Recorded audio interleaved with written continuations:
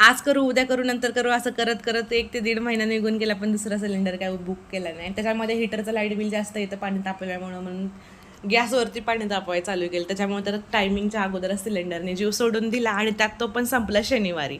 आणि शनिवारी संपल्यामुळे संडेला तर ऑफिसच बंद असतं.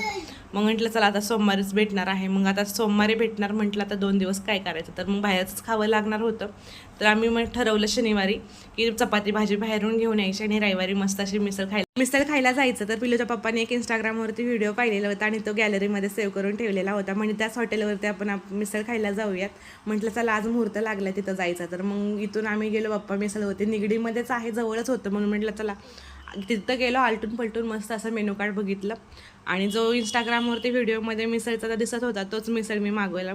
मिसळ बनीचाव आणि पिलूच्या पप्पाने स्पेशल मिसळ मागवली. दोघांनी मस्त खाल्ली, ठीकठाक होती आणि एंड केला शेवटी चहाने. तुम्ही पण, तुम्हाला आवडली असेल